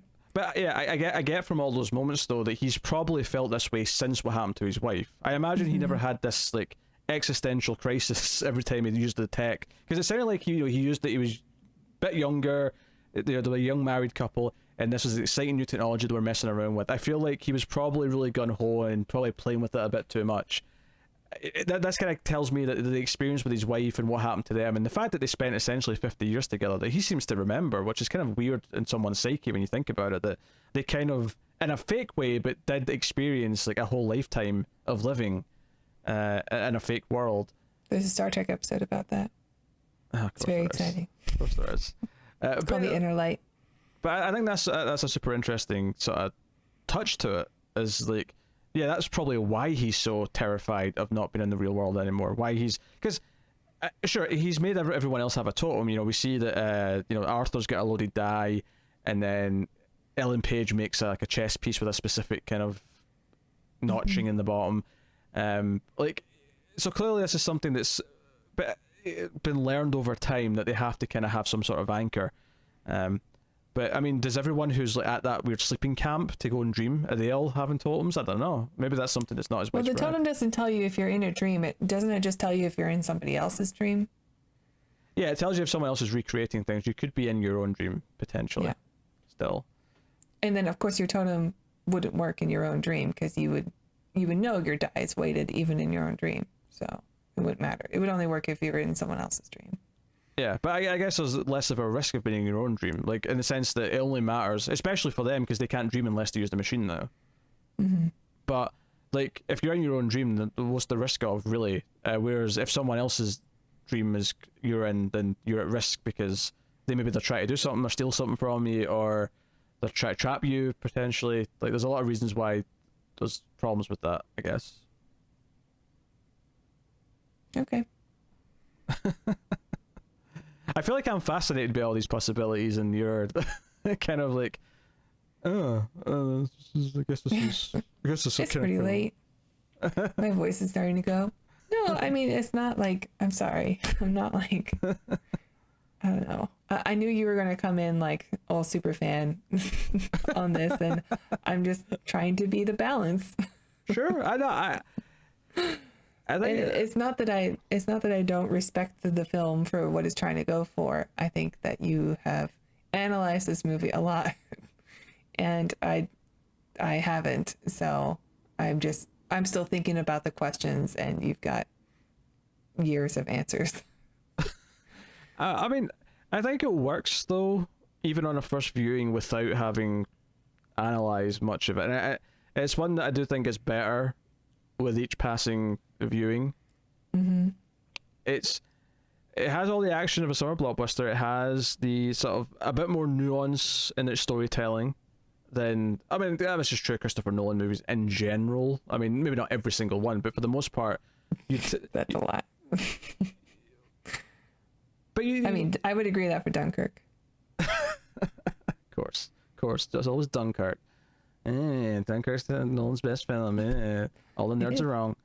But no, he tends to have a bit more, at least more of a conceptual, thought-provoking idea generally at the core of his movies. That's kind of the what his concepts kind of rely on. Obviously, it's a bit different when he's just doing a Batman movie. But even like, one of the best conversations me and Connor ever had on this channel was a Dark Knight discussion. I highly recommend people go check that out. I listened to it. Yeah, everyone should check it out. It sounded like you were considering disagreeing there. I don't know about best conversations, but yeah, it was a very good discussion, and I highly recommend that people check it out. Well, I said that we've had, not not in general.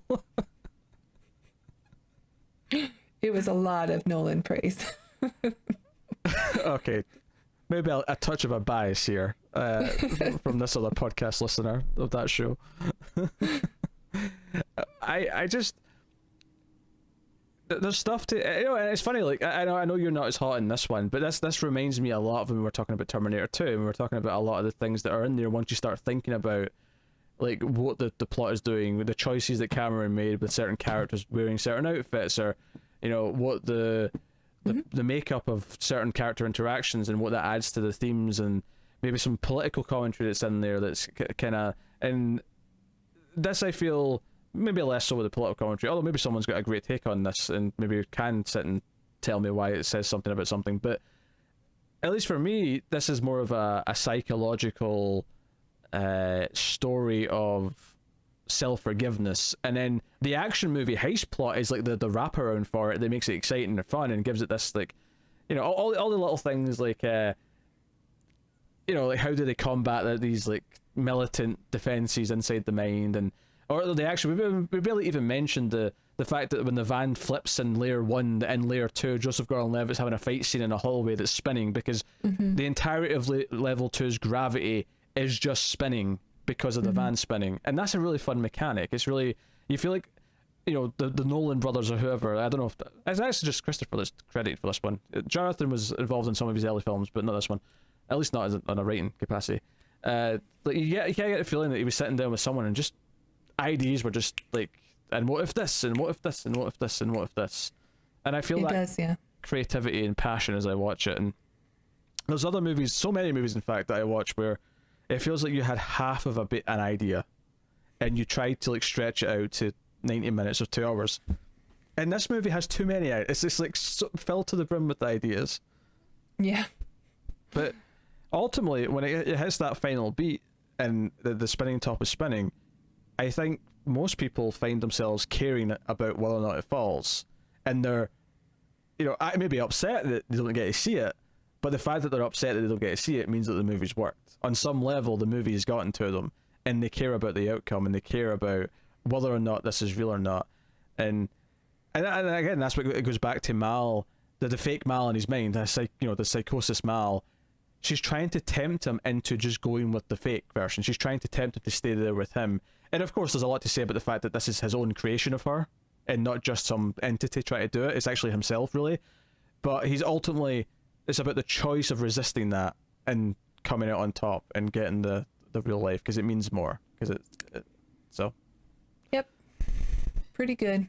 I don't have anything else to add. I know. I'm trying to give my final kind of more sweeping points about the tapestry that's been weaved. Mm-hmm. Well done. I'm trying so hard for you to not be the villain in this, but you're really making it difficult. Villain? You heard me. The villain. Good cop, bad cop in this review. Oh, no. Never. Well, actually, good cop who is mildly interested, but he'd rather be over at the donut table. How dare you call me fat on this show? That is not what I said. I was using a trope about cops. That is. You gonna oink at me next? We both enjoy donuts. You know this. We've both spoken about our love of donuts. I will not have this flipped around on me because of one innocent silly joke. I just don't have the passion for this film that a lot of people do, and I don't know what the separation is between me and everyone else, where I just don't like I think it's a very clever, very, very well made film, and it's really fun to watch, but I don't bow at the altar of Christopher Nolan. I think he's fine. I think he has a lot of the same things that he uses in all his movies that are, I don't know, I just kind of get bored of. But okay, no, I'm not saying this movie is boring or bad at all. I think it's one of his best.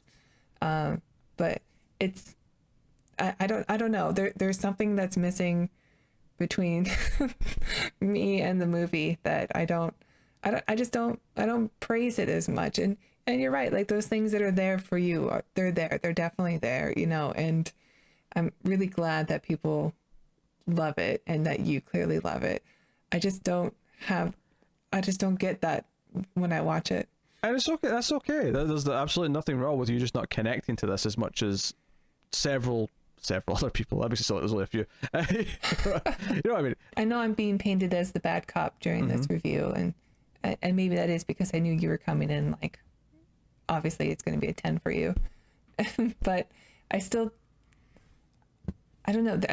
It's not coming from nothing, you know. Like I do watch the movie and go, that was a fun science fiction film, but I don't think it's a masterpiece. Okay. Well, you have to rate it then, I suppose. It's an 8. There you go. Perfectly fine. I wasn't sure how this conversation was going to go, and I'm honestly not sure how it went.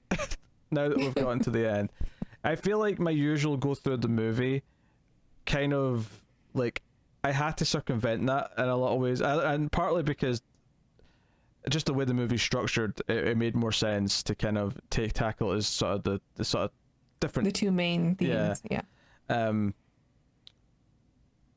But partly also because I feel like it would have taken a while to go through it, kind of as scene by scene.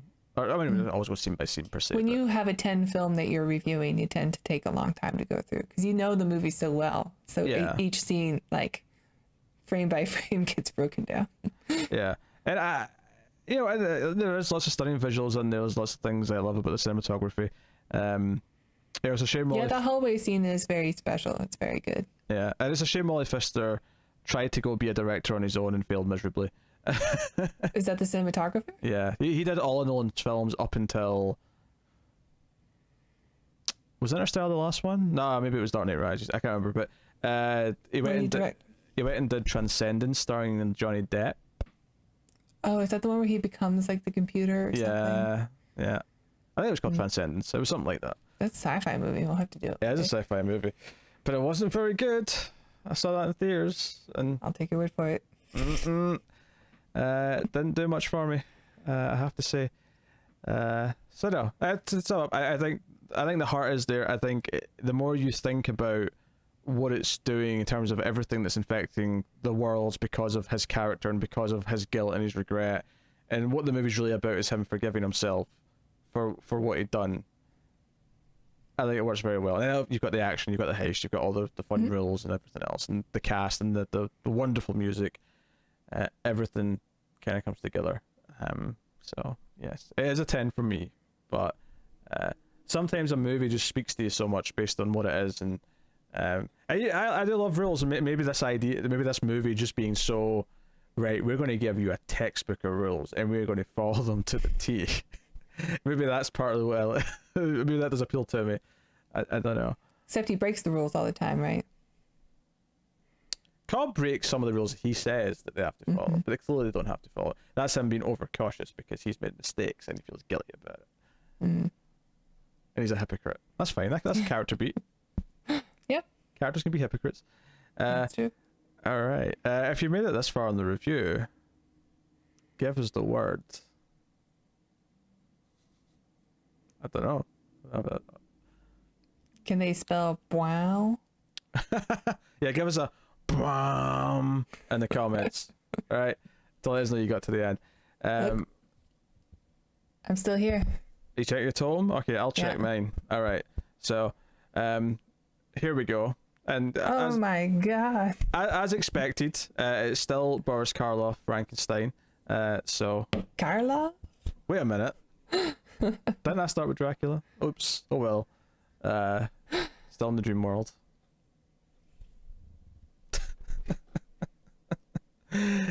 All right. I'm going to make Tara pose for the thumbnail. So if you can just make sure the top of your head's not cut off. I'm going to cut 3, 2, 1, pose. Here we go. 3, 2, 1, pose. Get it?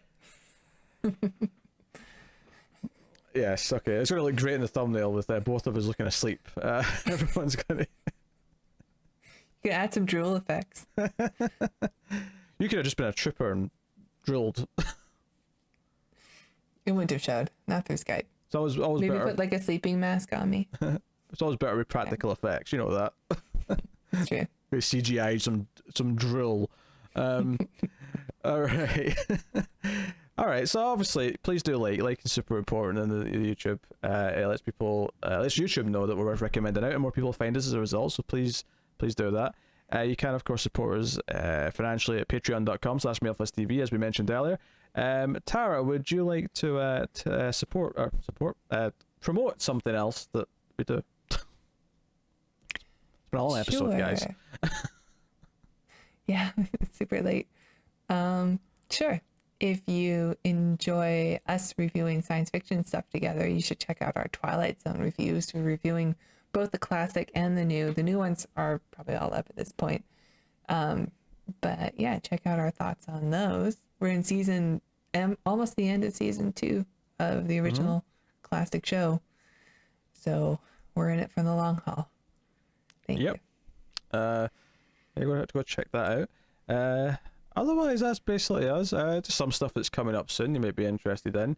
October is going to be a sort of mini 70s month, so we're going to do all of our episodes in October will be 70s movies. And then December, we're going to have movies set in 2020 before it's too late to do that for the obvious reason that it's 2020. So look forward to that.